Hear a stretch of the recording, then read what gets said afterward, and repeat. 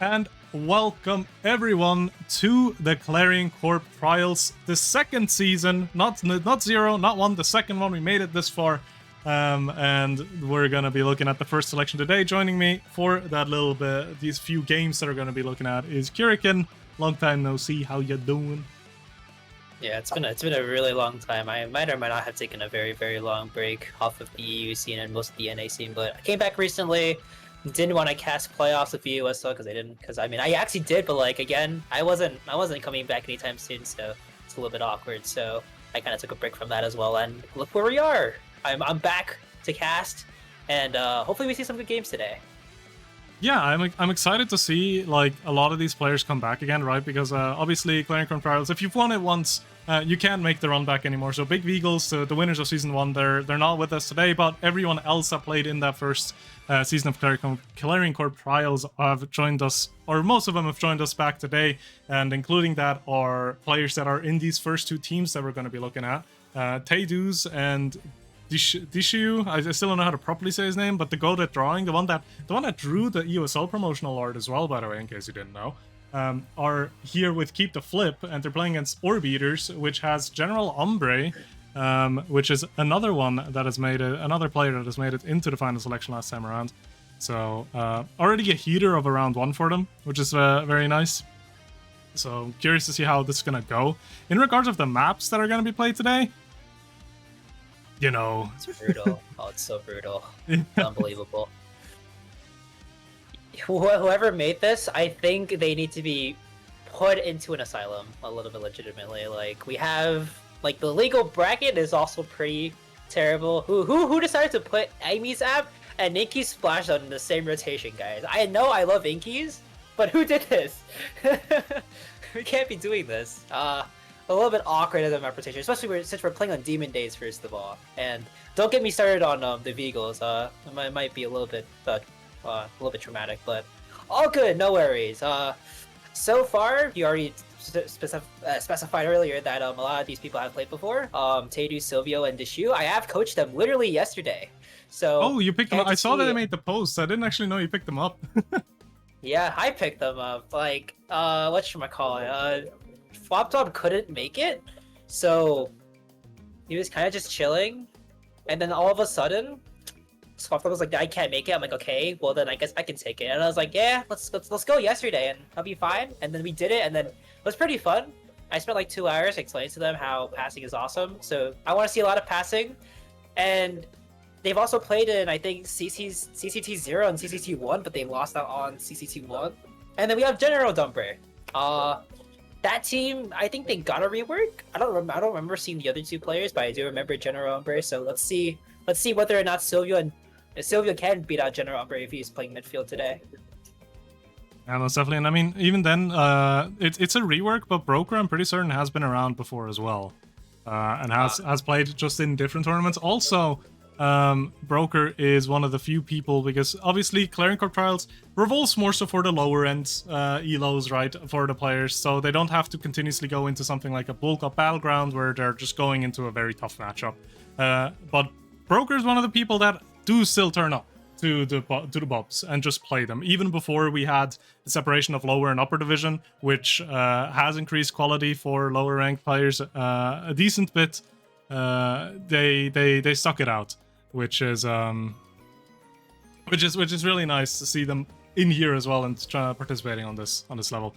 The match is gonna be a little bit delayed. I hope we don't have to make it a bye because one player is a bit late. But we'll see. We're just gonna continue to yap our ears off until we see if the last player shows up. Been a while, almost. Your mic just died, I think. GG. Oh my god. Oh no. Technical difficulties, they do not exist. So no, we're back. Are you back? Are we back? You are back, yeah. Alright, I am a little bit back. I had to make my mic. So the big thing is that one, I almost forgot to wake up on time. So aside from the technical difficulties, I almost pulled a Psykeen and didn't wake up on time. I told Slaw at around 10 my time, which is like I think around 4 your time. Like I was like, imagine I just don't wake up. I was like, I want to go back to sleep knowing I have to cast, and then All good? Question mark. So I woke up, and then I woke up at around like I guess 1:30, which is like 7:30 for you guys. And then I went to go eat, and then I was almost late again because I almost forgot the time. I was like, oh crap, I'm 5 minutes before. And I was like, okay, Sloth, I got you. I'll be back here in 2. And I didn't come back in 2 minutes. I came back in 3. Yeah, I mean, you were here, bro. You know, you were here in time, so you know, I can't hate on it. If it works, it works. You know, so If it works, it works. yeah, That is so equally depressing. Huh? That's so equally depressing, bro. I almost put a Psyche on again.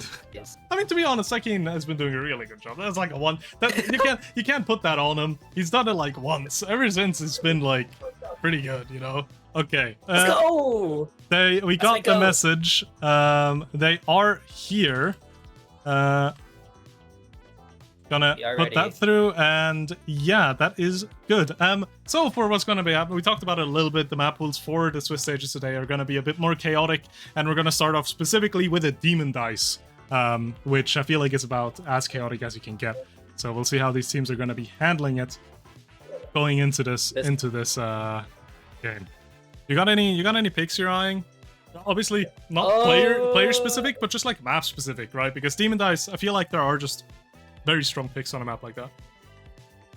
Yeah, the big thing is, as like for gear picks, Maxwell's again. I want to see these people taking Maxwell's on a whim, like straight up, because again, you kind of need the speed to walk around back and forth. And also, like, I mean, character picks as well. I mean, you could probably see an X on board, maybe Erasmus if you really wanted to on the shoe. Actually, maybe a Kai for stuff, but so far, it looks like we're going for a now start. Kazan, Juno now, so... Oh, Mako, actually. Whoa. Good picks. Yeah, Tay, I do believe, is actually quite a Mako enjoyer. I do remember that about them. Picking up the Mako when she was still good.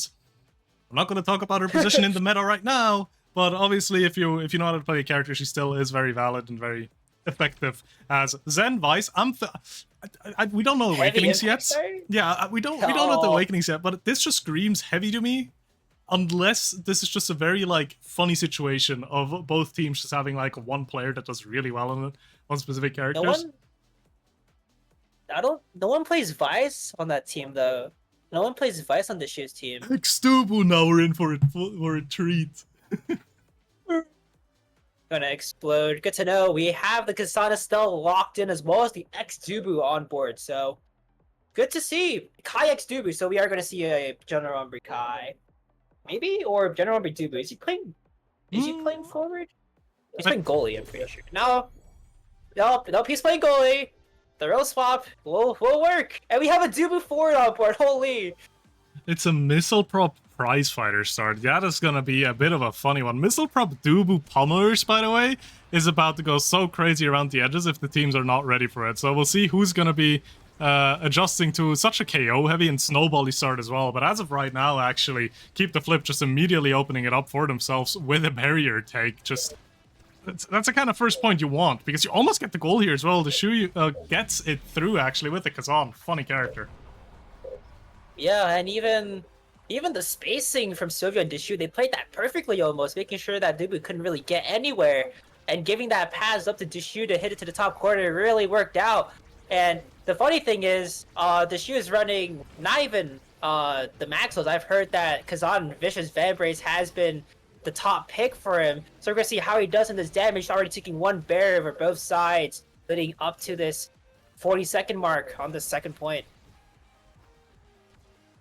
Yeah, we'll see. We'll see how it's gonna continue though, because a barrier is only the down on one side, on both sides actually by one. So the final barrier take still needs to be taken, and the Shu gets actually the KO there as well, which gives the power play into the hands of Keep the Flip. General Umbre running up and getting the barrier there with a bold barrage, walking up and punishing that. The structure coming into play there to actually shut down that attack as well. As 2 flips available for Keep the Flip, we'll see how they're going to use it. Needs to use it defensively there to actually get the clear, and now possibly can get an attack going on General Umbre, but barrier still stands for now. Does drop now though.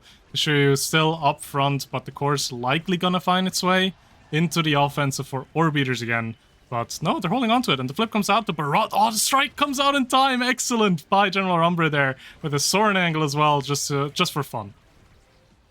Yeah, and if the shoe waited a little bit more, it would have been a complete easy goal if he was able to shoot in the corner. But the X Maximus confirming that goal, maybe a little bit of a dribble to make sure that it was complete confirmed, but they take another point off, and everyone on the side of Keep the Flip have used their flips. I have not really sticking to their name a little bit, but since they have no flips and General Aubrey does have his first flip, he could be using it for the offense, especially since he did walk up earlier. He got really aggressive when Kneecap Broker was offline, so with these 3 flips basically online, we're going to see how they decide to use them, and we're going to see whether or not Keep the Flip can at least get one of them gone, which they just do right now.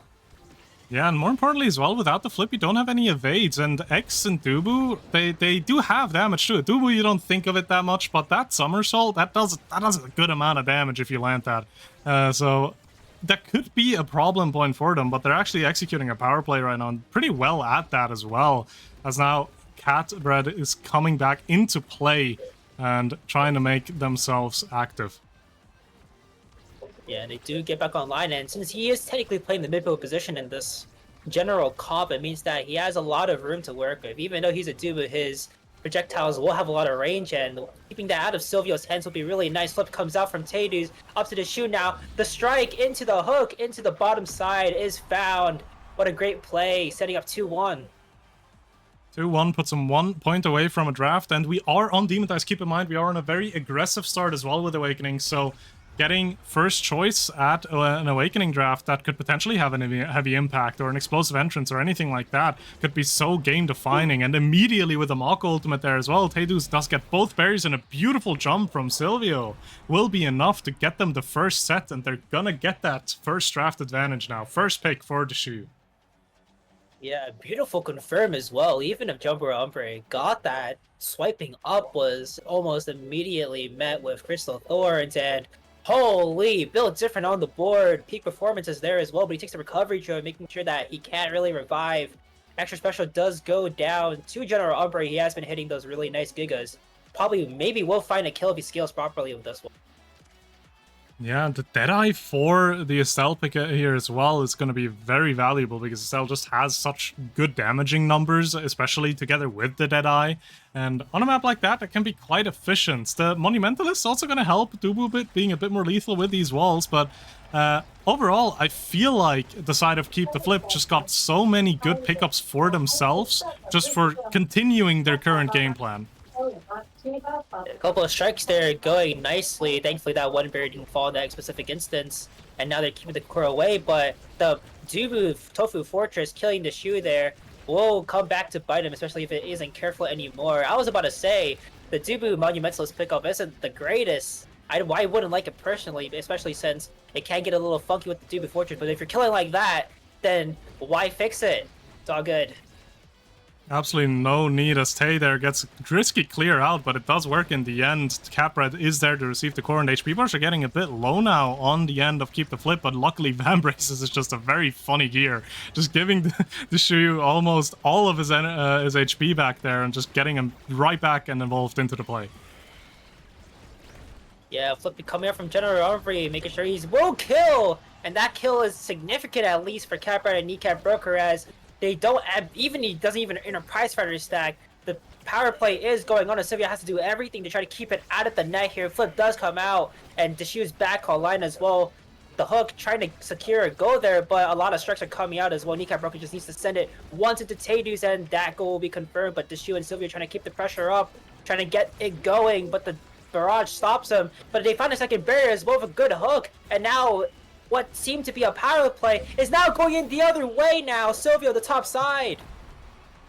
A nice play there, getting it around General Umbre, who just couldn't find the proper clear there in time. Which gives the points that initially looked to be in favor of Warbeaters over to Keep the Flip. And I feel like that's kind of been the general consensus throughout the game as well. Warbeaters do find themselves in good situations quite often, but in the end there just seems to be some kind of inconsistency that is not there, that just gives Keep the Flip the opportunity to take the barriers, and they just do that so well and just take advantage of that so excellently. One flip gone on by Capra, trying to send it right to Silvio, but he does keep it away to shoot with the big strike. Means that he finds it, and Silvio's looking extremely low as well. Has to play life a little bit, as Kneecap Broker might be going in for the kill here, but Kneecap Broker's looking really low as well. Flip comes out to the top side, and Deshu catches it to the bottom, and General Umbre was not expecting that. 2-0 really quickly for Keep the Flip. Yeah, they're keeping their momentum, and even though Silvio does not have any kind of evades to their name right now, I don't think they need to be that worried, because there's also an aspect of just like game involvement and levels, and if you're looking at both of the forwards on the side of Orb Eaters, they're having a really tough time keeping up with the output from the side of Keep the Flip. They do get both the barriers here, but even now, Kneecap Broker with a flip is still pretty low, and the double ultimate is gonna be enough. The Topher Fortress finds a KO, and with the lock, the redirect comes through. Taydu's not able to react in time, and the goal goes in. Dubu outplay of the century, or what? Yeah, and even though the flip does come out from Kneecap Broker, it was kind of a confirm almost. If Taydu's caught that with the strike shot, then it would come back to Kneecap Broker, then he'll be able to strike it right in. But good thing he did waste that flip, because now Deshu, actually never mind, Deshu's offline, but I was gonna say the big thing about Kneecap Broker not having a flip is that he was taking heavy damage earlier, and not having an evasive maneuver is gonna be extremely good for Keep the Flip, as long as they can get the core out of the corner. But Taydu has to burn his first flip for the first barrier, and now Deshu back online has to try to work this offense back up, but Kneecap Broker and Cap are just putting it in, finding that second barrier as well. They're looking to find the goal now as well. Capred has a flip available soon, so maybe they're gonna use that on the offense, but as of right now, it's unnecessary. So look, again, gets a core all the way up to Kneecap Broker. Kneecap Broker cannot find himself in a position, though, to actually get the goal in, as the somersault stops. The core flip comes out, doesn't go out, though, but the strikes from General Umbre are good enough. They're gonna keep the core away from the barrier for now, as Silvio jumps on top of it, but the barrage still holds it. The barrier is not dropping. Orb Eater's doing such a good job defensively. The Giga will be enough as well to get it out, and the bell ringer to confirm it. Oh, the strike back up was not what Taydu was expecting. He didn't expect Kneecap Broker to be so damn fast in catching that. And it's now a 0.5 really quickly as well. Deshu not having a single stack means that he can't really find any kill unless he got lucky. But Capred has been standing on standing on the edge a little bit too much, actually. He should have technically died in that instance where they got pummeled by almost every single ability the offense had. So if they can find another moment like that and actually get it confirmed this time, it could be looking nice as well. But Kneecap Broker is stuck in the little Mako cage right there, and Deshu having to burn flip onto Caprat means that this offense is not looking that great, especially since they have no real confirm onto the barrier, especially if General Umbre is going to be taking strikes like that and just using his abilities perfectly to get the core out of the control of Taydu's and everyone else. Yeah, and the attack is still not slowed down, though. A lot of flips being used, a total of 3 flips within the last few seconds, but Kneecap Broker, together with the X-Maximus, just so efficient on it, gets both of the barriers there. As General Umbre is still holding on, but no, I cursed it, both barriers down. Next goal is going to be confirming the set, and the Tofu Fortress comes through yet again. Capred, just so lethal on this Dubu pick on Demon Dice here. A bit of a surprise to me, but it's working so incredibly well for them. Yeah, Palm's Dubu just monumentally killing everyone for that matter, and Taydu just has to keep the core away, especially in this red core overtime. The Crystal Thorns are through, but the strike wasn't exactly one to shoot, not stepping up. Could have been a goal right there if he just dribble his way through. General Umbre has to confirm, and there we go! It's a bit rough for the side of Orb Eaters, right? Because you played the point out so well, you got yourself into such a good position. You're 1 goal away from taking a set, but in the end, Keep the Flip did find the angle there, and they yet again get rewarded with another draft where they have so many good awakenings to choose from, right? You have the Adrenaline Rush, you have the 1-2 punch, you have even a Surge if you just like dash range on Estelle as a baseline. Fight or Flight also very valuable. The Super Surge on Dubu, ooh, that somersault is going to hurt, and I'm gonna love it. Oh yeah, we're gonna see a lot of Neum Kips coming online, especially with the stacks on the Mako as well. Interesting pick, trying to keep it away from the X. X taking Ad Rush actually. I haven't seen X get a kill. I mean, hopefully this can bolster damage a little bit, but I would have maybe. I mean, I honestly think that it's the right pick, but again, the Ad Rush is a little bit strong. Could be, as long as we see the right plays coming out, but instead Kneecap Broker's the one getting pummeled to the ground, and as the shoot finds the second barrier as well. This is not looking good. for Orbiters, especially since the kneecap breaker is getting completely pummeled right now. If the Shu keeps on trying to go for the kill, it'd be really nice, especially to get that prize fighter stack online. Oh, there we go. KO found and the goal secure as well, because even if General Umbre gets a strike on that core, the open umbrella from the Shu coming right after it just kind of confirms it, because if you strike the core, it's just gonna get caught on that umbrella again, just gonna be sending it into goal, and most likely gonna be sending it into the goal with General Umbre attached to it, so really good setup, but almost immediately Orbiters are coming back and they're trying to answer, but again, barriers just being traded, the Mach Ultimate coming out defensively being such a valuable tool on a map like Demon Dice, as the barrier does actually fall in the end, and a beautiful bull rush from Kneecap Broker will actually do the work there and get the goal in, 1-1 in this set. Whoa, that angle was a little bit freaky right there if you saw that. JD was hitting the core into the core and it bouncing right back into him. I don't think that was expected, but the big thing is that Tatus did use the flip onto Kneecap Broker, trying to get the core away, but it ends up failing! Oh my god, what the hell, I wasn't even able to finish my sentence, and Silvio with the Deadeye proc finds the kill onto the X yet again. He has no prize fire stack. Save this man as the flip comes through and almost gets another barrier there, but the core is still on General Umbre's side. Another flip comes through, finds a second barrier as well, and now they're bouncing back extremely quickly as the pass comes wide as well. Silvio just getting it right to the Shu, almost catching it in the process, but Catbrat has flipped and you're using it now to try to get it to Kneecap Broker. As Kneecap Broker pops the X Maximus as well, trying to get the stuns going as the core finds their way to the bottom side, and now the Shu has complete control, almost sent it away. It's a little bit longer. Silvio and the Shu have to just work together, and it does. Well done by them, and now they're at match point. In the end, it just comes down to the funny little Strike Wars, and if we're talking Strike Wars, Kazan has a very big advantage if you know how to position yourself, and the Shu has just done that, and obviously one goal away now from that match point that we were talking about. And the win, obviously, again, we're at the Swiss stage of Clarion Corp Trials. You want to be getting every win possible because you need to get at least 2 to move on into the next stage. And obviously that'd be such an important game for the side of Keep the Flip to actually win. They do find another KO for Catbrat there, actually, but the Shu just being so involved, making it so difficult to get the core out, almost getting the barrier there as well, but in the end, no results on that. The flip comes out defensively, will hold on to the point, and now Kneecap Broker actually dead. Tofu Fortress takes 1 touch on the barrier, but the second one's still there, and now General Rumble needs to do everything he can to try to keep hold of this barrier. Does not successfully do that, though. Open goal now, has a flip, needs to use it immediately, and that angle comes out and gets the barrier. Daydoos with an unfortunate angle on that clear there. Open barrier on both sides now. Who's gonna find the point here? It's so important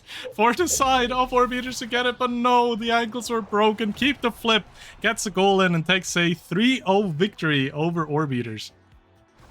Yeah, that was a really, really fast game, and especially the passing plays by just Silvio and Deshu just lighting up the entirety of the offense almost instantly. Trip just having all of those passing plays are really nice, especially I like the positioning on Silvio actually pushing up when he needed to and making sure that whatever came his way, especially if there was a power play on the other side, just make sure that the core can't come their way, and boom, that earned them that victory there, especially on this Demon Dice map when KOs are basically everything. And even though the KOs look matched right now, it is Keep the Flip that converted almost every single time they got a KO on the map compared to Catbrat. But holy crap, Catbrat 4 KOs on the Dubu. We gotta learn from this guy, no?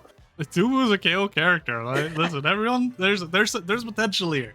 There is very much potential here to pick that up, but obviously Keep the Flip with the first game victory here. Incredibly valuable for them to move on, and that's gonna conclude the first round of Swiss. As a bracket is a bit smaller today, we can also look at the other 2 games. Baguette Boys beat out Tea Enjoyers, and Smoking Lucio beat out Use Energy Burst. So curious to see what the next matchup is going to be. Kirikin, any closing words before we go to a small break? Yeah, good job. Keep the Flip for maintaining all of that energy, and let's see whether or not we can bring that energy to the next set, or the next round at least. Yeah. And with that, we're gonna set up the next rounds. We'll be right back.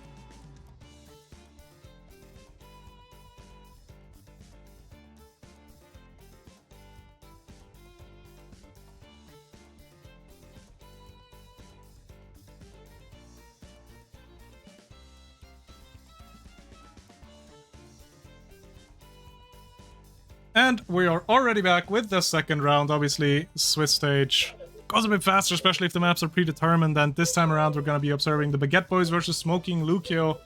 Both of these teams having won their first round, so this is essentially a qualification match of making it into the bracket stage. Again, as a reminder, if you win at least 2 of your 3 games, you are through. So whoever wins this one is gonna make it all the way to the, well, not the final selection just yet, but at least to the bracket stage. Yeah, the big thing about these two teams, I think we already introduced them. No, we have Smoking Lucio versus Baguette Boys, and unfortunately, my goat Yoshi's not in. No, I'm fucking playing. But the big thing is that I've seen these two teams. I haven't seen Clement though, so probably we're gonna see a good game. Xylos and Malric knows back on the stage yet again. And Lucio, Big Smoke, and Revix. I mean, Big Smoke, not the manager. We're gonna be putting on a crazy performance here. Saw them in scrims a little bit like a while ago. I think yesterday, for example. So we'll see how that goes, or see even if Raven Revix comes online, especially since they were playing with Treason earlier, and now they have Raven Revix ready to go. So hopefully we can see a good game, especially since I know that these two teams have the potential to bring it really close and really, really far. That is indeed true. And also Big Smoke manager, obviously being a CCT1 winner. So Big Smoke trying to follow his footsteps there.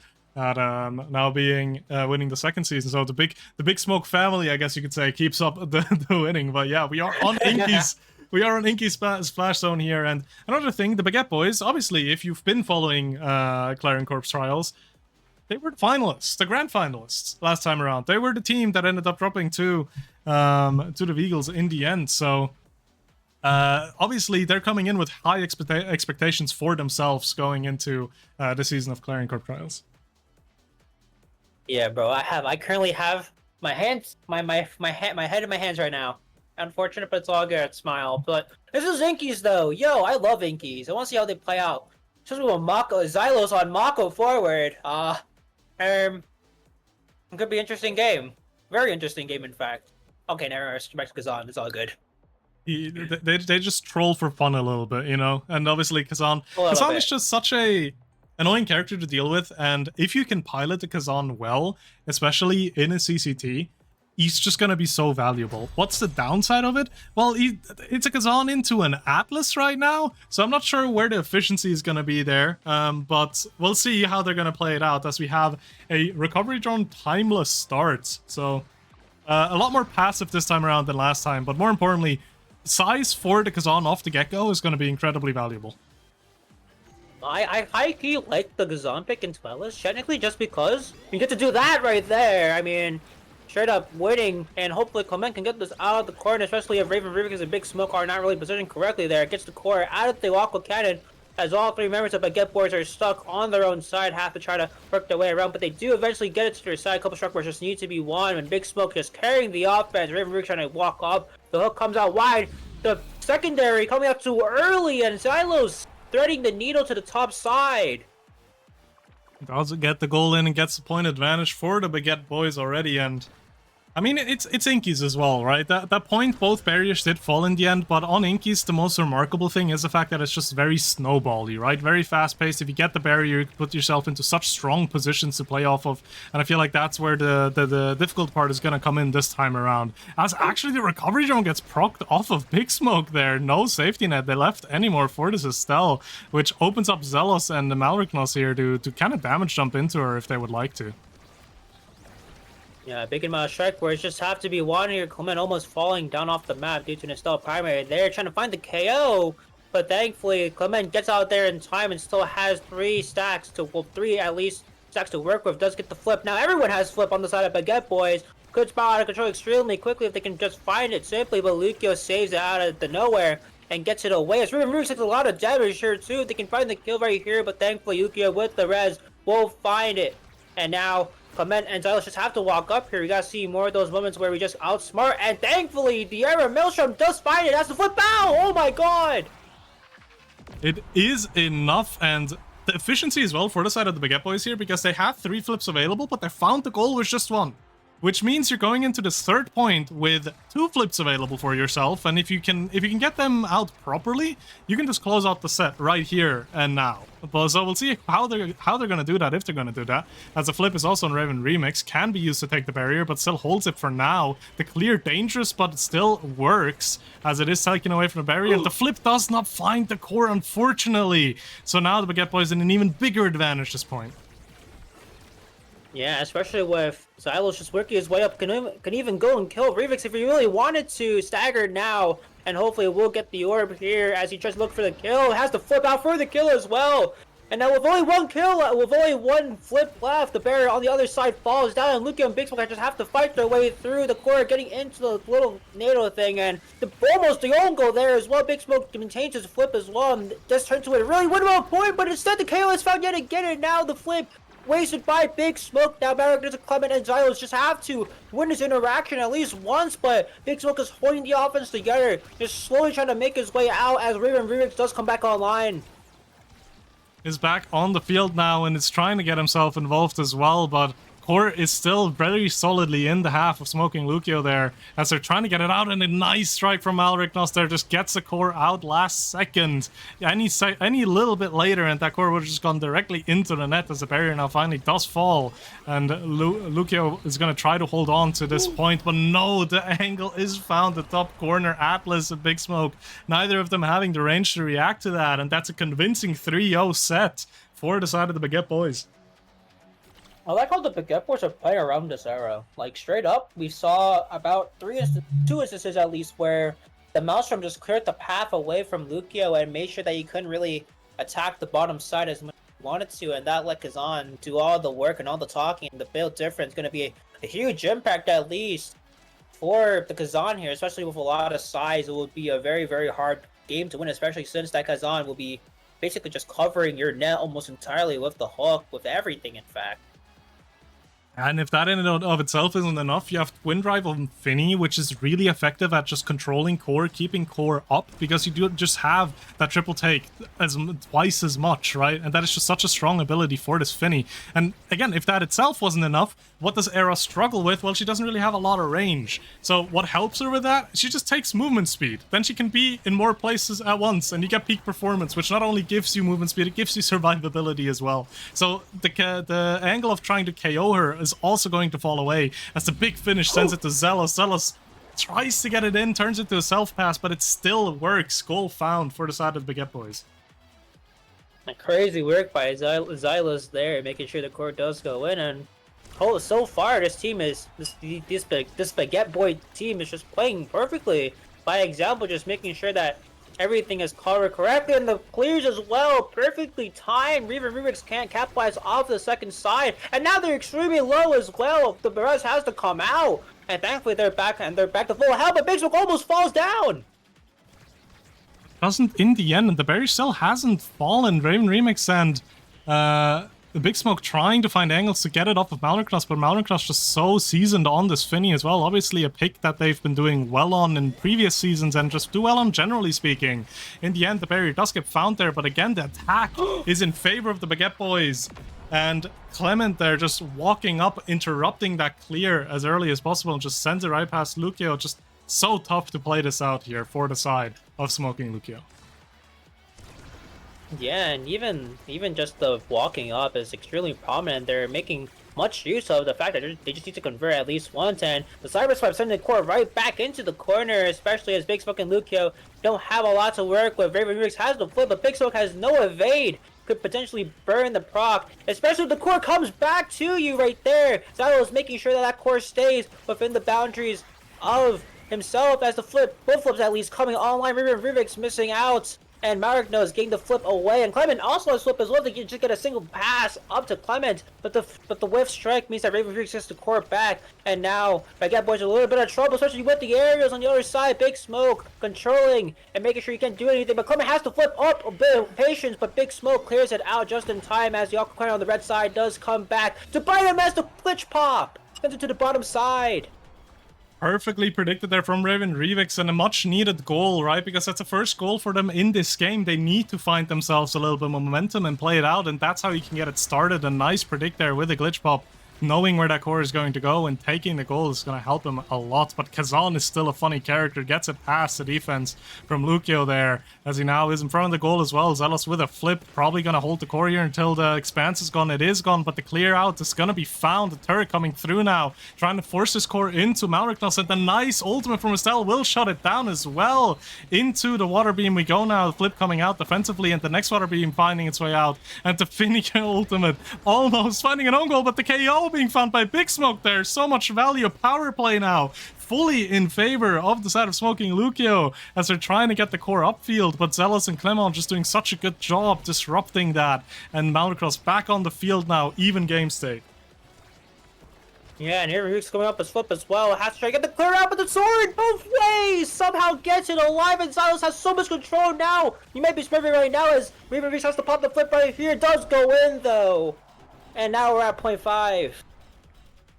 Raven Remix there with an absolute demon angle off the side there. Just barely enough bounce to go into the goal, but not too small of a bounce that it doesn't even find its way into it. So really good for them there. Unfortunately for them, they don't have a lot of energy to work with. So as of right now, flips seem to be incredibly effective for them to actually find themselves these barriers and these goals.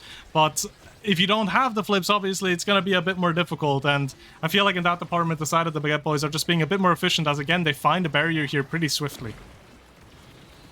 Especially with Xylos on the front end. He has the hook as well. Somehow that connected, and the bottom side is found right there. Crazy work by Xylos. This guy might be smurfing. Yeah, that's just so tough, right? The Kazan has so much control, and as the Atlas, you're limited in what he can do here. So we're going into this next Awakening draft, and yeah, there's a few fun pickups here. Deadeye, Team Player, Bulk Up, Hotshot, even Monyu for something like an Era could be a bit rough when the Deadeye falls onto Finny, so Malriknos now going to be able to get himself a lot more involved with the KO department. Hotshot, though, an incredibly valuable pickup for the Estelle, and just accelerating the game and making it more difficult for the side of Baguette Boys to actually play what they want to be playing for. Bulk Up finding its way onto Era is going to be a nice combination together with the peak performance, more damage, more survivability, more speed, but I feel like actually the hidden gem in this one is the Team Player for Lucio. That's going to enable him to actually get, again, just the core into enemy half a lot more faster, which is going to help them a lot with defense, because their team comp doesn't do well when they're stuck in their own half. They want to play in the enemy half with all the range they have from their forwards, and Team Players should be enabling that a lot more. Yeah, definitely so, but so far, Clement and Xylos are walking up predictably and making sure that the core stays on the underside, doing a good job keeping their spacing and being able to walk up extremely fast, but Raven Reeks does save it with the glitch pop, and thankfully it isn't going the wrong way. Xylos tries to attack the bottom side, it is effectively saved by Lucio, and Clement also has basically flip online, getting a couple more strikes, and it could be nice, it could be great. And the big thing is that Big Smoke has the aerials online and has to be able to get the core away from Malriknos and Xylos, and the big thing is that Big Smoke is getting KO'd constantly. He's just being hit every single time, and the flip almost gets through. The flip burned by Lucio as well. Big Smoke has to try to save it, but Xylos, it ends up coming to him, and he finds the threat to Neo yet again to find another point for the Baguette Boys. Yeah, the flip from Lucio there was actually very necessary, because Zelos then got stunned and couldn't actually flip the core themselves, but unfortunately the core just directly bounces back into Zelos' hands, and then together with the flip just translates that. But immediately Big Smoke answering with a barrier take again. Again, this is such a snowbally map as well, just getting enemy barrier down this early is incredibly valuable, but Zelos again just standing exactly where they need to be standing to confirm themselves the barrier. Lucio now holding on to the point defensively. Raven Remix trying to get the score past the water beam, but gets caught in it. Power play now in favor of the Baguette Boys, and they're trying to get this goal in, and a nice passing play. Not much the side of Smoking Lucio can do there, and now suddenly we're one goal away from the Baguette Boys taking this game. It's 3-0. Yeah, and the big thing I want to note is, I remember casting season 1 of CCT, and Xylos, this man is going nuts right now. He has so much presence, and especially even with the two size awakenings, he's been doing insanely well with even just one, and just making sure Lucio has just nowhere to stand, has to walk back to try to make sure that he doesn't get strike board. But Kazan, it's too imminent, and the fact that he's able to win all these strike boards means that that barrier will fall yet again, and now we're at match point. There's so much to work for, so much to play for at least, and if you really want to make it here, you have to win this game, as Big Smoke gets caught by the Aqua Cannon. That that proc basically saves him, but now he's looking extremely low as well. Could be fighting the kill as Xylos is walking up. It could be game over at a moment's notice. Lucio is dead somehow. The Maelstrom finding its way, and now it's just a simple 1v2 battle as Clement secures it. Lucio getting caught off guard there by Inky's just map design, right? Obviously, when the barrier is down, that corner of the map turns into a KO zone. Lucio trying to move down there to avoid the Maelstrom, but doesn't remember that you can just die on the corner there. Dies with Flip, and with that, dies the game for them as a 13-minute victory for the side of the Baguette Boys. Gives them the 2-0 in Swiss, and with that, a confirmed spot in the bracket. And just an amazing job by Clement. I mean, I was straight up talking about how Miyoshi is going to be the game winner. Hell no, this Clement guy definitely putting up numbers, especially with the passing plays as well. He looked like a seasoned veteran out there, and Xylos working up with his magic, being able to just win every single strike work against Lucio, meant that all those barriers were taken extremely quickly, and the win was just basically imminent. Yeah, most definitely. But if you're kind of looking at the stats overall as well, right? It didn't feel like the side of the Baguette Boys were more on the back foot. But if you look at the saves, actually, there were a lot more saves on their side. So they just were so efficient at actually holding the barriers and holding these goals that even though they were attacked more consistently, they didn't actually end up losing the game. And that's the kind of efficiency that you're looking for, right? To have that solid defensive wall and make the best of your chances offensively. And that they very much did. Yeah, and good thing that they did. They basically secured their spot into the finals and will be playing in the 2-0 match against probably another team, actually, as long as, or at least they'll be 2-0. They'll be maybe the only ones at 2-0. We have to see if whether or not the other team that did go 1-0, which is Keep the Flip, I'm pretty sure, will win their game. And hopefully we get to see a banger match of 2-0 fashion. But so far, this team is looking strong. I mean, past CCT 0 winners and CCT 1 grand finalists, it's what you can expect, right? Most definitely, and I can't spoil you, Keep the Flip did just win their series, so it's going to be Baguette Boys Keep the Flip for whoever's going to go 3-0. Other match being Use Energy Burst against Orb Eaters, which went in favor of Use Energy Burst. So very likely our next match that we're going to be looking at is going to be that deciding game between two teams, as we're going to figure out whatever game it's going to be. But before we do that, we're again going to have to go into a small little break just to make sure that everything's set up properly for the next round. So do not go anywhere. We will be right back.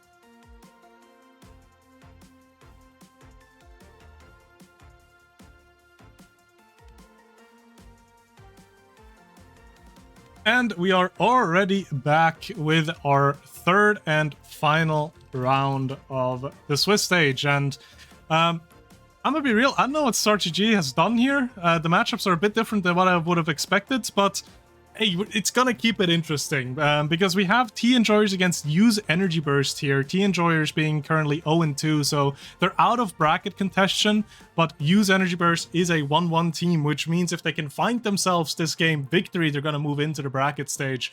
I'm saying it's a bit intriguing what happened here because the same thing happens that Smoking Lucio is going up against Orb Eaters now, which is another 1-1 against O2 matchup. But hey, I didn't write StarGG. That's the matchups that we're going to be having with, and it makes it interesting for bracket because that means, depending on how these results come out, a different amount of teams are going to make it into the bracket stage, right? If Orb Eaters and if Tea Enjoyers both find a win this game, we're only going to have 2 teams that make it over into bracket, which means it's just going to be these 2 teams that immediately qualify for the finale.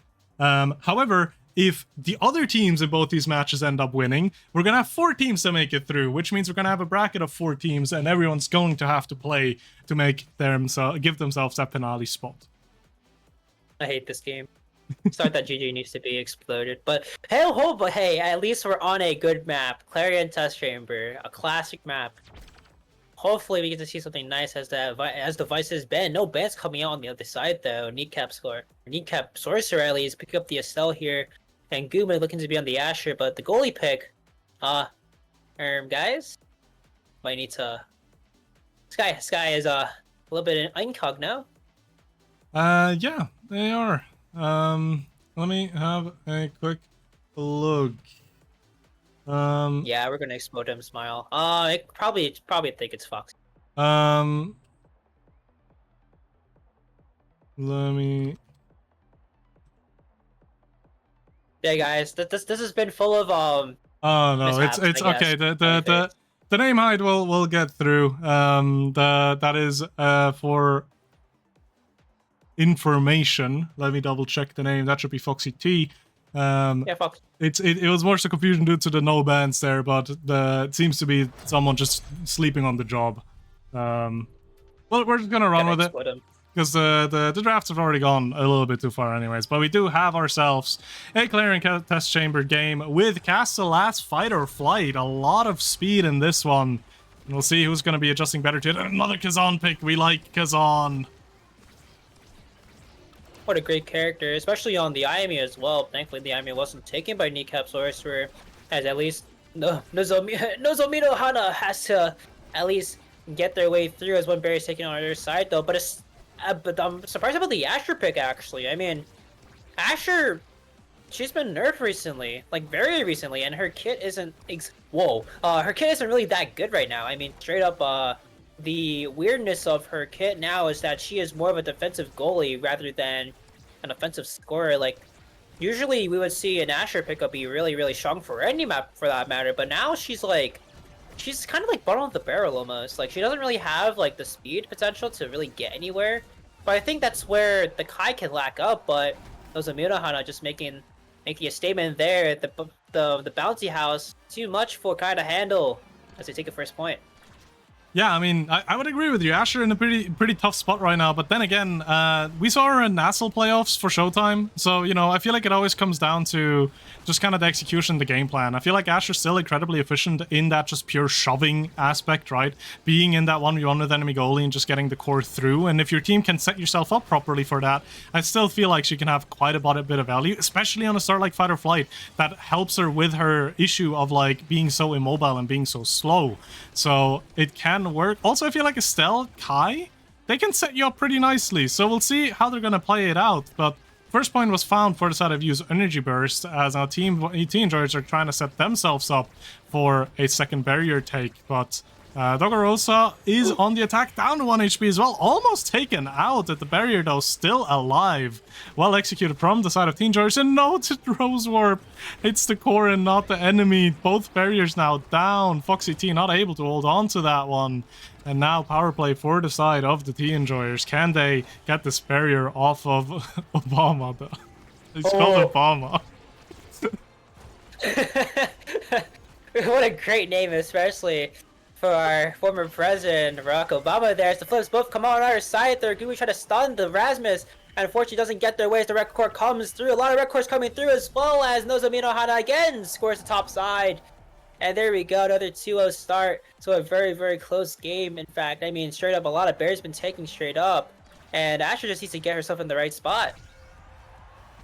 Yeah, it looks pretty convincing from the side of Use Energy Burst, right? They were able to hold on defensively, they were able to get good attacks going, and they're rewarded with a 2-0 lead right now. And they're again just trying to look to now close off the set, as Obama with a nice clear up top there will actually get the core away. Now the attack still being very much alive on the side of Teen Joyers. Kneecap score or Sorcerer has a flip available as well if they do want to use it. Obama there walking up, actually being proactive on his Rasmus pick, something that is very difficult to handle because you don't want to overdo it. Own parry take there, unfortunately, but it sets up Goonwick for an attack.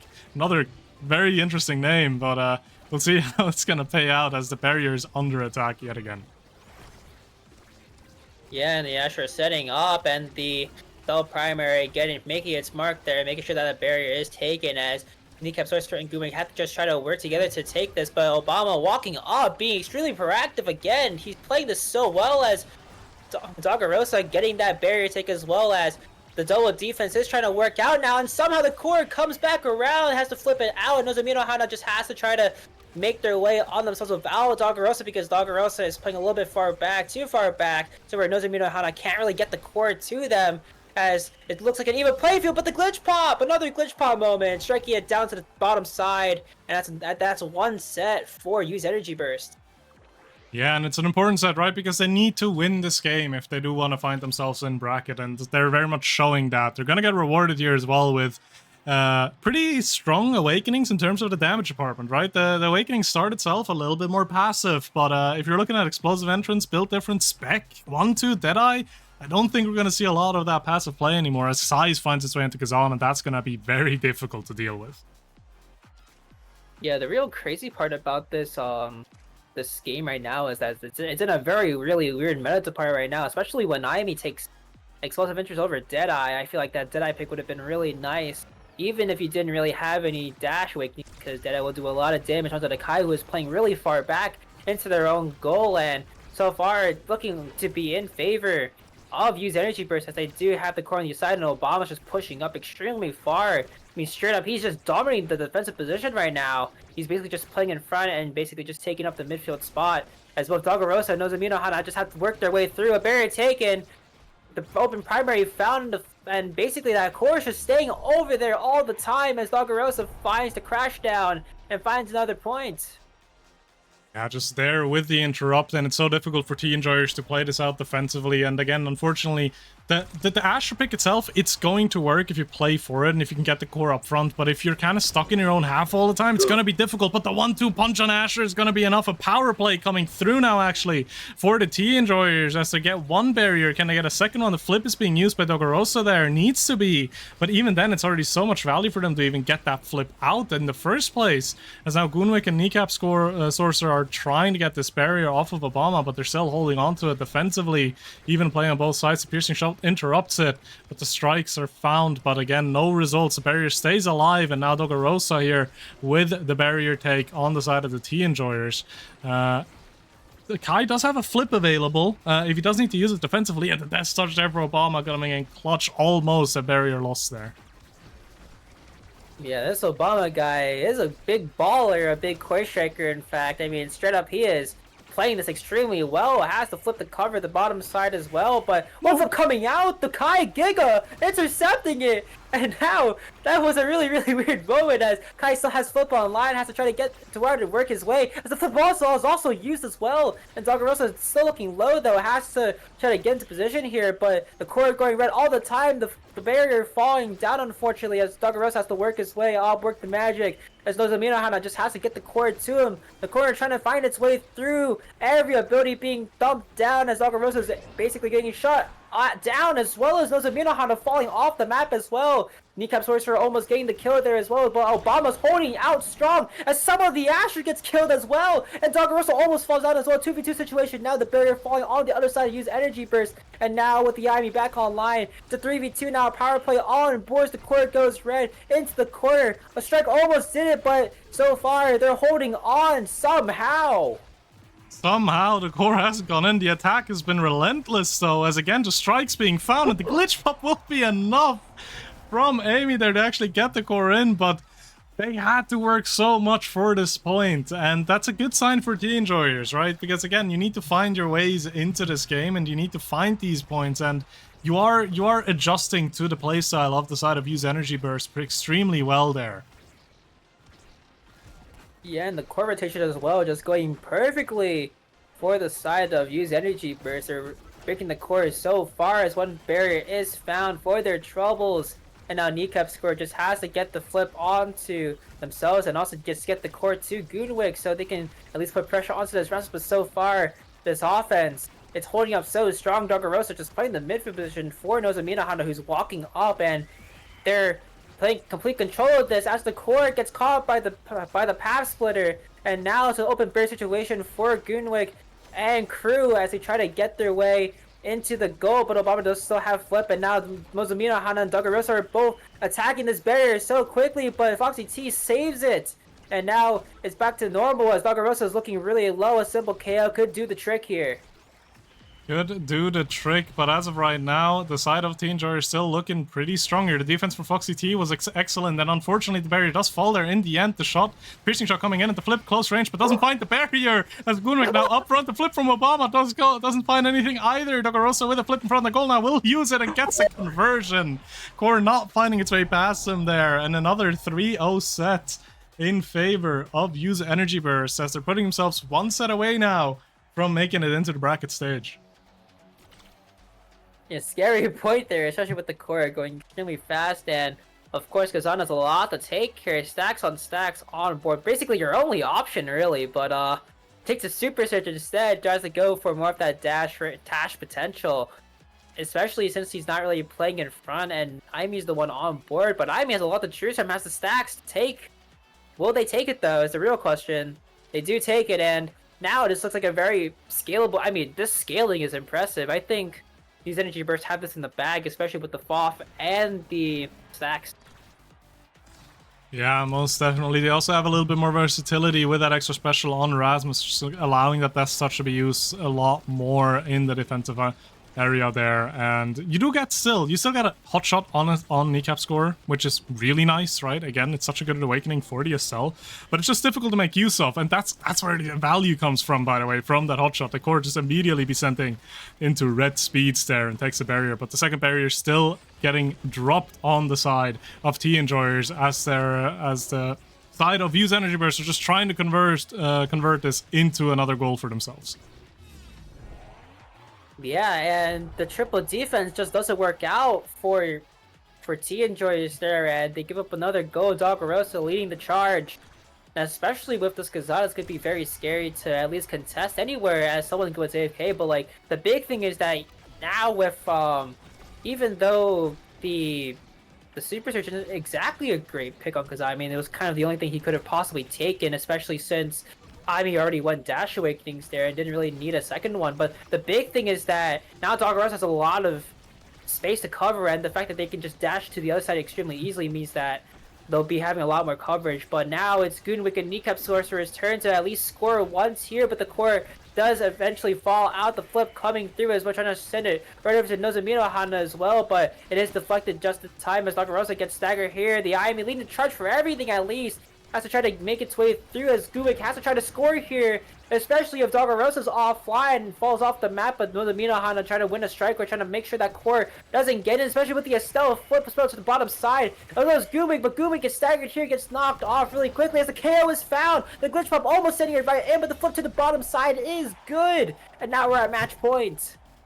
Yeah, the side of Team Enjoyers just can't set themselves up nicely to really convert on their attacks, which makes it so difficult and so easy for the side of Obama to defend, right? Because you do have Goonwick always playing from a certain distance. Asher does not do well attacking from a distance. She needs to be directly on top of the enemy goalie, and it just makes it very difficult for the side of T Enjoyers to play it out, as they're now facing potentially the last point of the tournament for them, as Use Energy Burst have dropped one of their barriers as well, but immediately start up the attack again. Doggerosa cannot find its way past the barrage. The Glitch Pop goes a little bit late there and does not take the barrier yet, but the core is still on the attack for Team Enjoyers. They do get the second barrier there. You have an open goal now. Goonwick wants to convert this goal, but can't, as Kazan is going to be in front of the barrier, playing around with the core. Cannot find a consistent setup though. The Emitter comes out, but doesn't really find anything either. And nice strikes from Goonwick. He was there to cover it properly.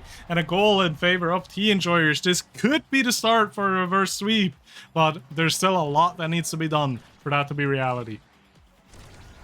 There's a really long road ahead of them, especially with the energy department right now. Doggerosa has a flip ready to prime, ready to activate. Their flip comes wide, and now instead of winning, they're completely losing the situation. Doggerosa has everything in control right now, as the core is still on the other side, and a bunch of Christ could do it, but Kai still has flip online, and knows Amina trying to get the core into the corner, trying to get the shoving opportunity down low. But Doggerosa is trying to walk with the core, trying to get somewhere with it. As Nozamina is looking extremely low here, the Ivy is pivotal for this offense. So at least get going as the Kai walks up, has to use the flip as well, but the Ivy looking extremely low as well. One KO could send them into a really tough spot, especially since Doggerosa isn't really in the right spot, but Goobik finds the KO as well, and that's a 2v3 power play for the side of T Enjoyers. They just need to convert here at least once, but Doggerosa's leading the charge right now. Has to do everything. Try to keep the core away. Zabala walks up, has to flip walls, but Nikov's score flips back. And Goobik has the first flip as well, finds the first barrier right now. It's looking extremely dangerous as Nozohina, oh my god, I'm losing my voice, but the Ivy back online has everything to defend for.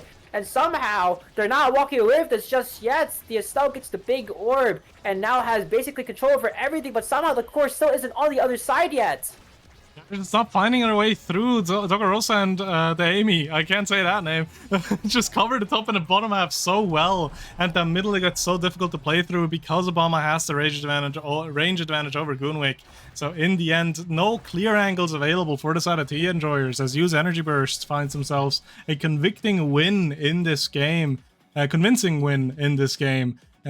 with that secure themselves a position in the bracket stage. Crazy bracket stage right there. Great win for them. Means that they are in. And also Smoking Lucio taking it 2-1 means that we will have 4 teams in the playoffs. Keep the flip, the Baguette Boys battling it out, and Baguette Boys do take the win over Keep the Flip. So we're going to be seeing 4 teams in the playoffs. How exciting. Yeah, that means no one's getting a bye. Everyone needs to win one of these rounds to make their way into the final selection, and everyone's made it through the first stage. Still, shout out to the teams of Orbeaters and T Enjoyers. Obviously, showing up is always the first step into greatness, into just doing well, right? So the game is now in favor of, or went into favor of, Use Energy Burst, and yeah, Baguette Boys keep the flip, Smoking Lucio and Use Energy Burst all in the bracket stage. Any favorites going into that, Kirkin? I can't say. I think it'd be a little bit too biased. Smiley face. Just a little bit too biased. So I want to keep my mouth shut. I gotta make sure I don't cast a curse. So all good, no worries. But congrats to the 4 teams that make it to the to at least the qualifying selection. We'll see you guys in a little bit as we set up the bracket stage.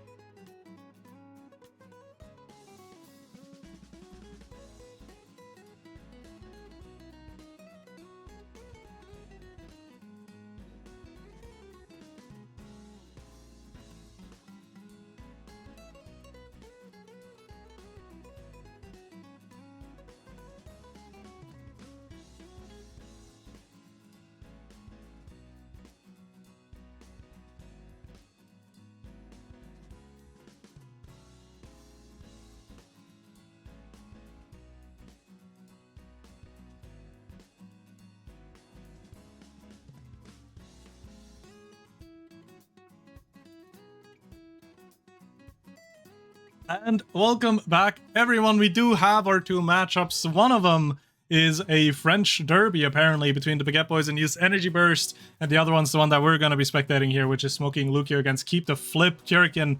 Is there any like history between these two teams, mayhaps? All right, so they have scrimmed literally 2 days. Okay, wait. Can I at least check the times of it and make sure I'm right? Yeah, they literally scrimmed 2 days ago. And guess what? I was the one that coached Keep the Flip. So I have no bias, but I will not be disappointed. I promise you that. Yeah, definitely no bias coming into this at all, ever. But we are on Night Market, which is a bit more of a normal map. Again, today's map pool for the Swiss stage being a bit more chaotic, with Clarion being the most normal one. But again, all of these teams have made it through. They have performed on those maps, and we'll see how they're going to come into play here as the Atlas and the Kazan are going to be banned out. Kazan ban, valuable, right? Because we've seen Kazan do so much work. I'm pretty certain all 3 games that we spectated, Kazan just won. So, very valuable ban to be taking out here, especially because the shoe just did such a good job on it. Estelle pickup, Juno now pickups are interesting, just very heavy on the control front. So I don't feel like we're looking at a KO heavy starting awakening here, especially with a Dubu pickup as well. Yeah, I mean, Juliet on this map is very, very common, at least for a lot of people. And oh my god, another Dubu forward game! We love to see those. Another Dubu forward game, a missile propulsion, and adrenaline rush game. So scrap the whole no KO part. It's gonna get a little bit spicier as we see a Pummeler on Jishu. Probably gonna make great use of that. And again, to reiterate, this is a qualification game for the final selection. Whoever ends up winning this secure themselves a spot in the final selection.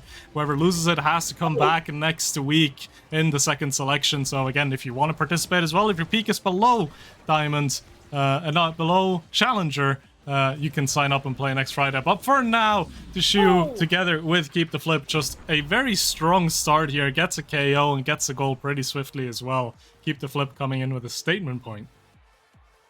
Yeah, right there, and a little bit spectacle about Tadu's on ad rush, but who cares? I mean, they're winning the point so far. They're doing a really good job and keeping away Dr. Treason there, but Dishu going down to below 50%, has to take the orb there, and hopefully can make their way to bring back this offense. The DP goes wide as well, but Flip on right now for Dishu can be using this as a very, very good pivotal point, at least, as Tadus has to work his way around the beam from Estelle, finding the first barrier as well, as Dishu tries to go for a flip. A little bit greedy as the flip is deflected, and the flip from Dishu also not working. Treason still standing as well, as now they're in a really pivotal point here. One barrier down on both sides, and Dishu finds a strike to get Lucio off of the angle, but Treason's walking up as well. That missile prop dupe is going to be such a big turning point. Especially if the Sofa Fortress does come out, though. It goes wide, though, unfortunately, as the Corp ricochets back onto the offense. So strike for being won from the Juno, as well, as she has to walk up here. The flip goes, not the flip, but the DP goes wide, but the Estelle primary finding its way past Luca to set up another point. Yeah, good execution there. The Dubu doing so much damage up front in terms of getting the barriers, but in the end, the control from Estelle, from Silvio is just a bit too strong there, as the barrier does go down now in favor of Smoking Lucio, and they are down 2-0 right now. They need to find themselves these barriers and need to find them quick, because otherwise a map like this with an adrenaline rush start, it can snowball pretty heavily. And I actually really like the Dubu pick now, looking at it, because I feel like Dubu has a pretty solid matchup into the Mako. More specifically, Mako doesn't really have anything against the wall just being thrown at her. The Somersault can just cancel the speed up from Mako as well at any point, and I believe they have pretty similar cooldowns as well. So we'll see how it's going to play out, but as of right now, the side of Keep the Flip just absolutely suffocating the defense from Smoking Lucio there. The core not being able to be found or just taken out, as the flip from Tatos will actually secure the point there away from the defensive end from Keep the Flip. And yeah, Keep the Flip just really looking to close the set off as early as they can here. Yeah, and you were talking about the Dubu having a good good matchup against the Mako, but the only thing is Dubu has no speed, and since the core is going extremely faster, could be a chance or notice at least for Julia or any of the teammates at least to get the flip going. The flip is deflected as well. Sylvia with flip now, as somehow the somersault finds its way with the bounce straight into the other side. Net is a shoe, wraps up another point right there. Oh my goodness. What a great play as Silvio MVP to has a lot to choose from actually. If this draft goes well, which it basically does. I mean, Glass Cannon up as well, team player as well. This could be a really good draft for Silvio if he chooses right. That's a difficult part though, because it does feel like a bit of a tricky draft, because none of them really like seem very obviously strong, right? Yeah, obviously Stinger's really good, you can apply to everyone in Estelle. The team player for now is going to be really good, but I feel like it's starting to boil down to preference at a certain point, because the size on the shoe is going to, again, help a lot, but is it really going to be game-changing? I don't think so. The glass cannon for Big Smoke can have so much value, but there the question arises of, like, how long can you keep glass cannon in the midfield, and how fast is it just going to be taken off of you? Dr. Treason also opting to play the long game with a Spark of Focus pick up here, even though I believe two other sparks were out already. I think Spark of Leadership and Spark of Strength are in there as well. So the only one left at this point is Agility, but oh, a lot of damage on the shoe there. No! Yeah, and somehow both barriers falling as well for Silvio. The Crystal Thorns doing a lot of damage there, especially on the side of defense as Dr. Treason and Big Smoke have to walk up here, have to apply a lot of pressure. And somehow, this isn't going down just yet. The DP does go wide though. Big Smoke's still alive. Have to try to find a kill though. Doesn't get it as the defense is basically reset. Now Big Smoke and Lucio have to work their magic across. As Silvio, playing patiently, gets the code of the shoe and the shoe. What a great play! And the stun works out perfectly for him, securing another point there. What great patience! Yeah, Lucio did get the strikeout in time, but it wasn't the angle that they were looking for. And Jishu, again, another point in favor of them. Keep the Flip just playing it really convincingly so right now. And I feel like that just kind of has to do with the fact that Smoking Lucio, they're looking to scale. Right now, it's a very heavy scaling awakening. So does Juno. And even the Dubu now with going into Sparks are just going to look to scale deeper into the game. So for them, the difficult part is just making sure that they don't get 3-0'd. Because if they can find themselves in a fourth set or fifth set, I feel like they're gonna start to get favored as almost a Dubu KO there. And the barrier does drop both sides now down to only one barrier. Tatus has a flip defensively if he wants to use it. As now Dr. Treason gets staggered and gets taken out. And the barrier falls as well. Another flip from the shoe. Cannot find it past Big Smoke though. The Juno being such a presence in the midfield. Just interrupting it whenever they can. The Mako ultimate though, beautiful. Just shutting down Lucio and Big Smoke. Cannot get them out. And the shoe has a free shot on goal there. Yeah, what an insane play as well. Just great coordination off of the player play. The confirms are amazing, as well as a couple of strikers being won intentionally as the shoot quickly takes that first barrier as well. The defense holding extremely strong as well. Tady's clearing the core away. And the kill also found as well. Dr. Treason left to stutter away as now they're offline, and now 2v3 power play yet again. The passing plays are coming through, and the damage is also coming through as well, so he just has to rotate the core away as Treason does come back online though.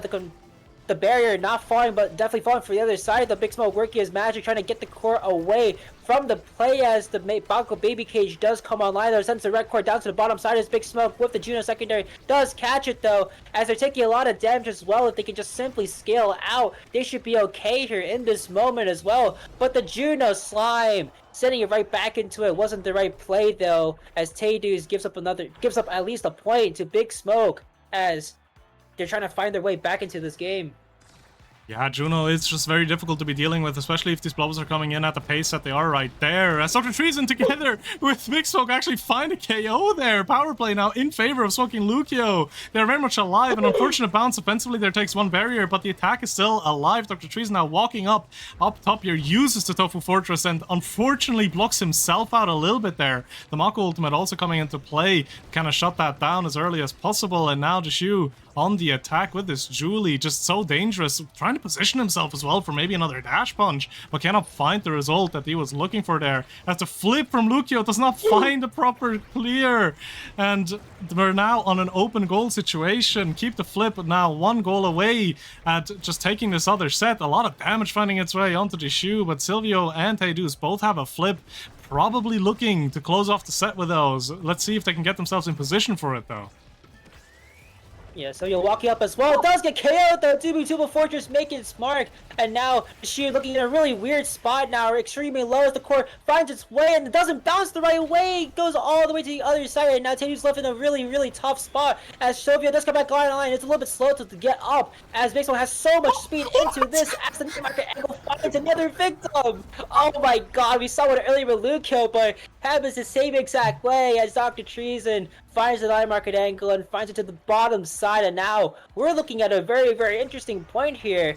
If Big Smoke and Treason can close this out here, this will be monumental for them with a scoring attempt, but Deshu finds one barrier and also puts the Juno extremely low here. Yeah, one barrier down, but that's not the end of the story just yet, because we saw it beforehand, right? These barriers can drop so fast. The Juno Blubble finding that bottom barrier there evades the Mako ultimate for all that value as well, which puts that onto a cooldown for a little bit. The backpass there holding onto the core, well executed. Now Silvio needs to be careful not to be taken off close to the edge there. Dubu obviously has a decent bit of power to be working with there, as the attack's going to be built from the top again, but it goes directly into Silvio's and Deshu's hands. Also, again, Deshu, you just fishing for these KOs, just being ready around the edge and ready to punish someone's positioning. Silvio still haven't used an evade here, trying to hold on to this, so they have a flip to use. The barrier will be taken off Lukio, and he does have a flip to answer a Silvio flip potentially, but we'll see if it even comes into play, because right now Big Smoke on the attack, flipping used by Silvio, the Mako ultimate unfortunately blocking out their own flip. The Topo Fortress coming out, doesn't take the barrier, and the KO gets found. Almost a barrier taken though, as Teidu's still holding on to this point. Deshu close, has a flip soon, but doesn't use it, can't use it just yet. The flip goes out, goes south, but the angle is gonna be found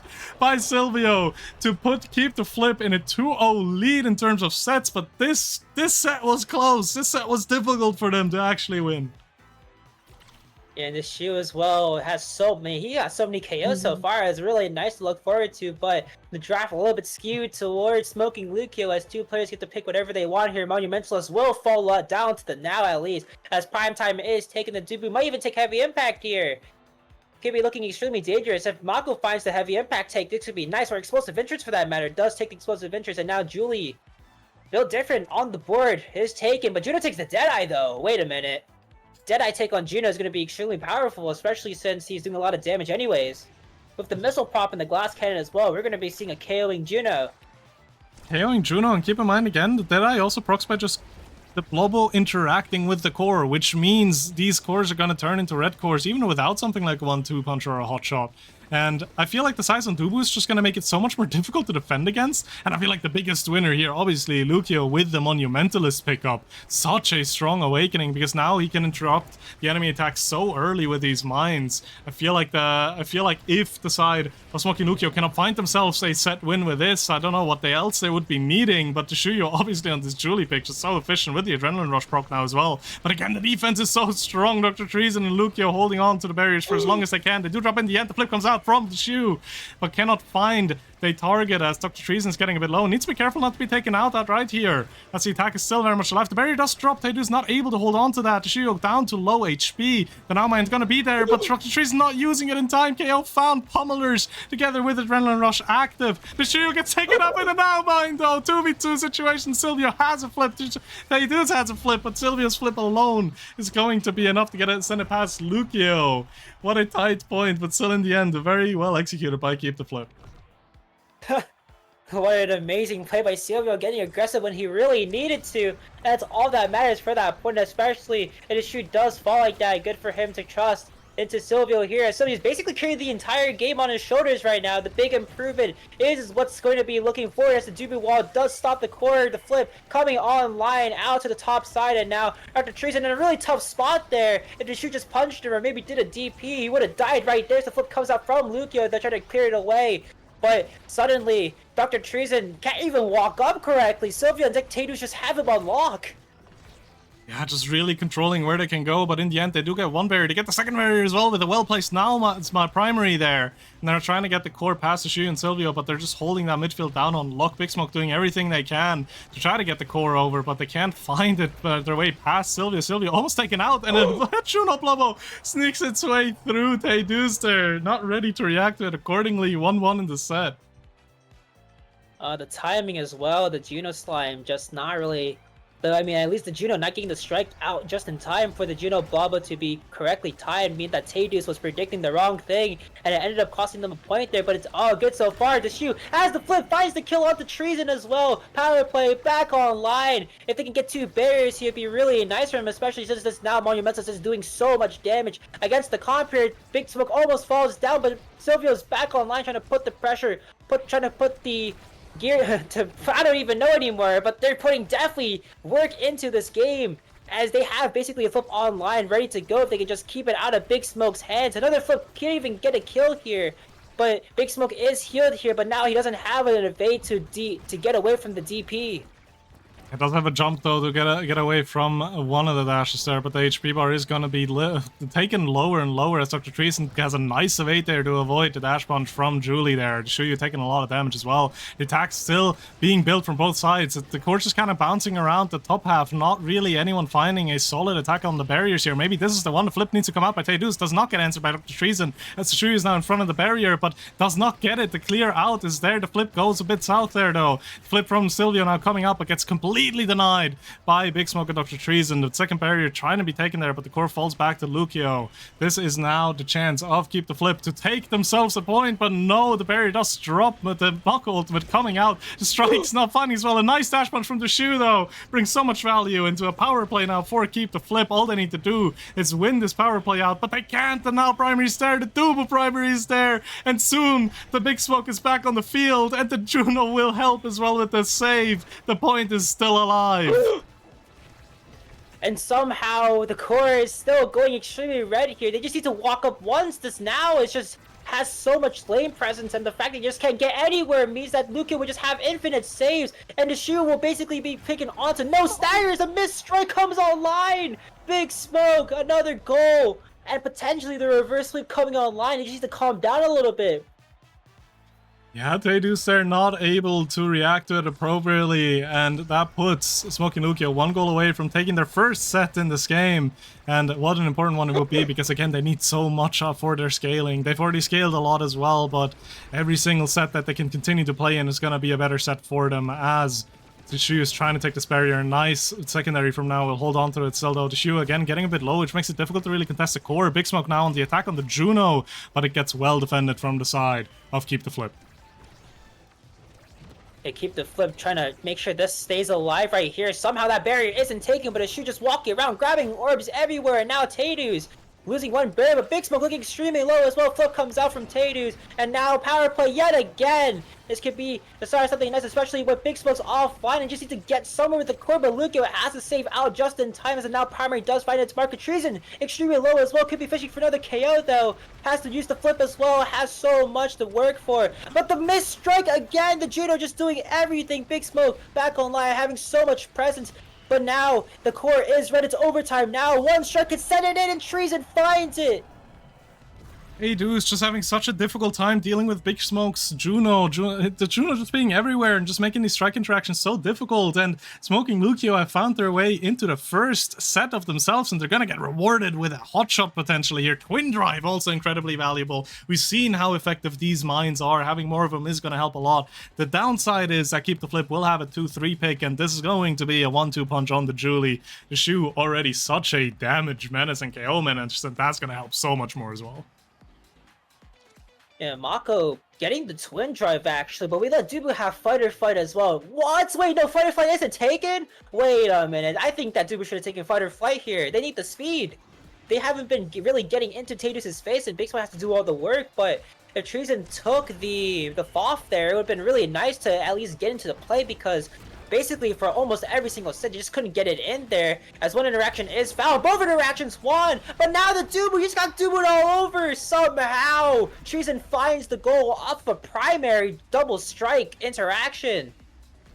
Yeah, that is the efficiency of the Awakenings that have been picked up as well. And again, I want to highlight the hotshot on Lucio. This Monumentalist already was so difficult to deal with. Now with hotshot together as well, the cooldowns are going to be a lot shorter.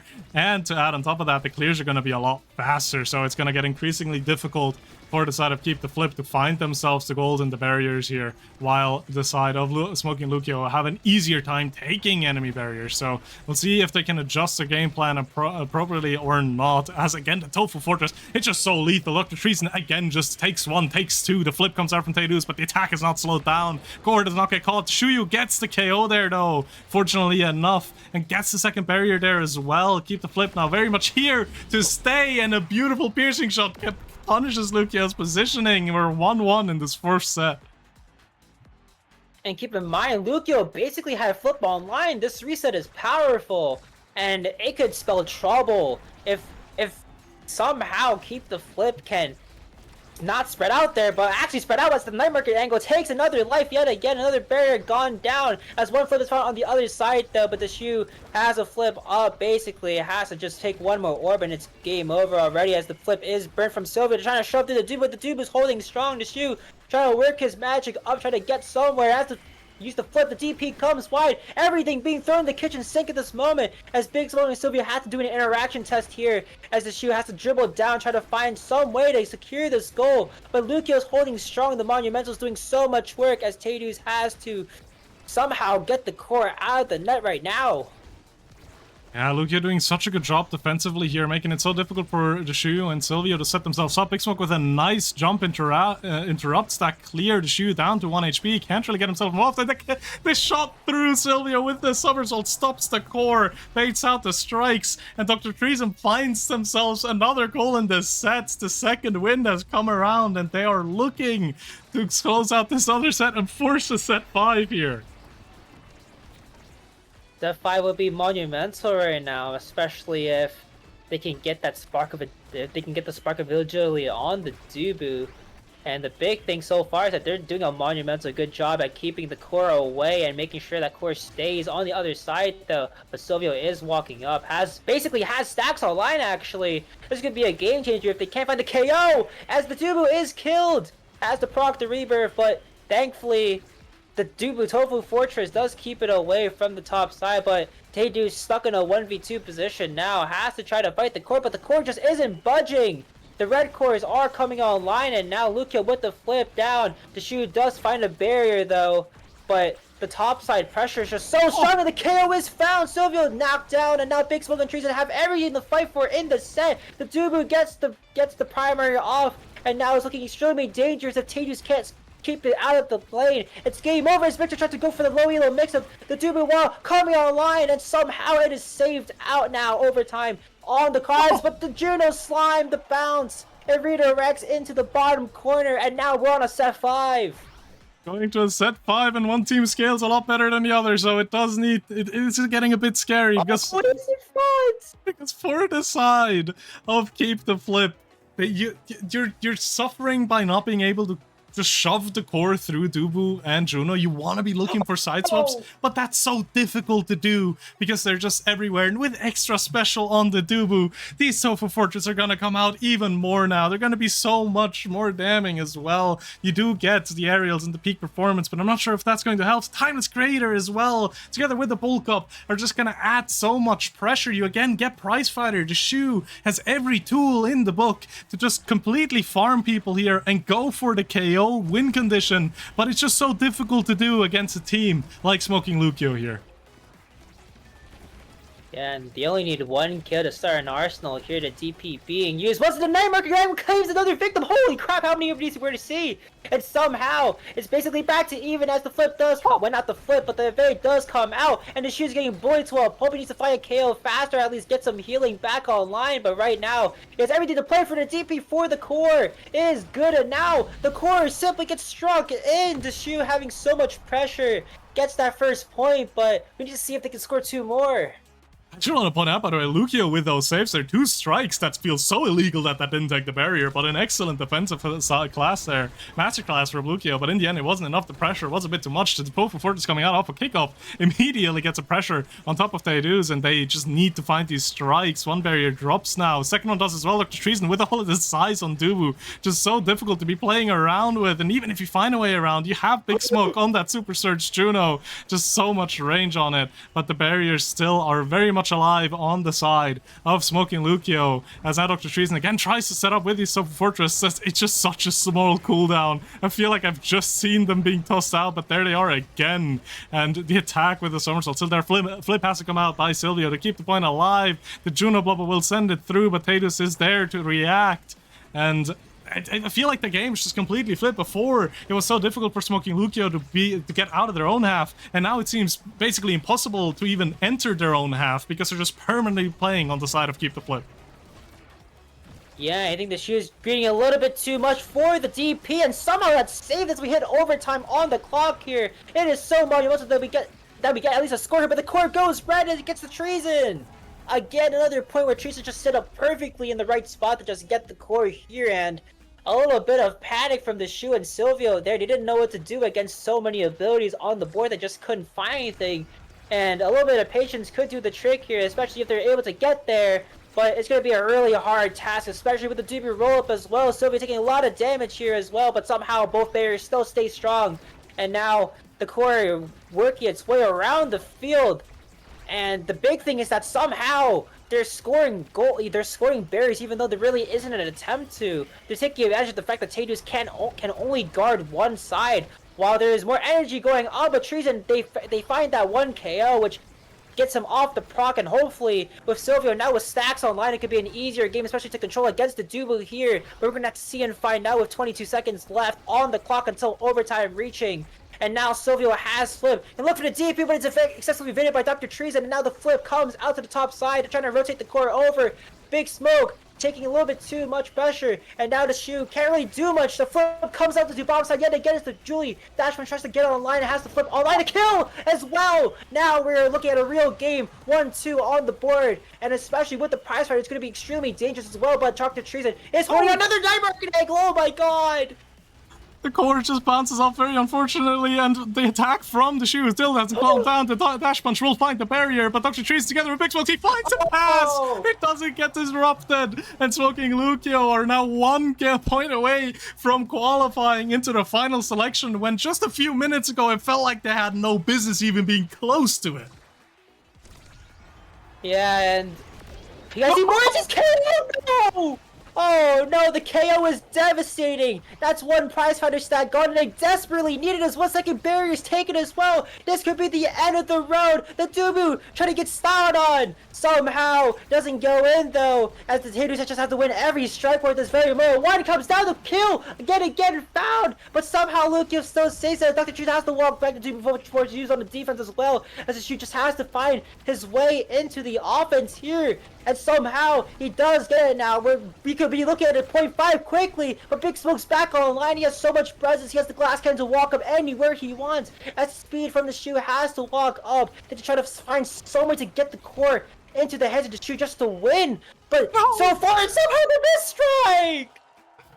Oh, but that is just the story of the entire game. Smoking Lucio find themselves the victory and find themselves in the final selection. They have made it. They have qualified. GG's, but that was just the difficulty of that game. The core speed just turned so fast for the side of Smoking Lucio at a certain point. All of these awakenings coming into play just to enable the Juno and the Now, just continuously sending red cores up front. And that is just so punishing if you misstep a little bit, and it's just so impossible to defend against it. And in the end, it was enough. Smoking Lucio, they found all their ways back. And I mean, just look at the stats as well. All of these redirects being used, and 108 saves on Lucio. Just an absolute masterclass defensively for him to hold on to these points and enable this reverse sweep.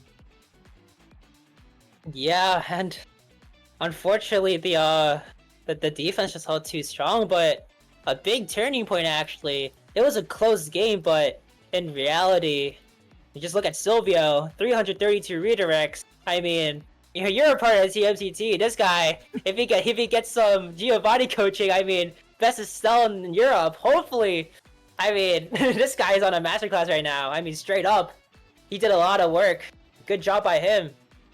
It wasn't in vain though. And I mean, good job by everyone as well, right? Because everyone did so well. That game got so incredibly close. And even though if you are keep the flip, right? You didn't make it this time around, but you're gonna go into the next week as a heavy favorite if you're gonna be playing like that. You're gonna be a team that we're just gonna be expected to be seen in that final selection. If you keep up the level of play you've delivered today, I have absolutely no doubts you're gonna make it through as well. But the winners of today are Smoking Lucio, and they are not the only winners, as in the other qualification series of Baguette Boys against Fuse Energy Burst. The Baguette Boys have made their run back into the final selection. The second place from the last season and potentially favorites to take this season have already secured their spot in the final selection as well. So these are the two teams that we got today. Yeah, and the big thing is, this is looking extremely competitive. I mean, even though we have 6 teams only, I mean, at least these 4 teams that are going to be making it are really competitive. Especially when I just saw that game. I mean, straight up, they played a really great game. Both of them, man. If we see more things like this, I mean, you're going to see a lot more screaming from me at least. The amount of presence that I felt during that game was overwhelming, and the reverse sweep even as well as our final match of the day goes hard. Yeah, most definitely. It's the final match of the day. It was a great match as well, but it's not the final match of the Clarion Corp Trials. Again, as a reminder, this is going to be a multiple week thing of the second selection, which is going to get 2 more teams qualified. It's going to happen in exactly a week, 8 p.m. Friday. Let me double check the date before I yap wrongly here. The 22nd of August is when that second selection is going to happen. So if you want to make it into the final selection as well, if your peak is all-time below Challenger, sign up, get to playing, and you can get your own chance at making it through. If you can't wait that long, tomorrow Bulk Up Battlegrounds. It's going to be on a Saturday due to other occupations on the Sunday. So sign up for the Bulk Up Battlegrounds as well. If you do not want to deal with Pro League players, you can sign up for the lower division as well. There's restrictions on that, but you can see that on the website. So yeah, plenty of OS to be played and plenty of good games to be had. But that is going to be it from our side today. Clarion, send us off.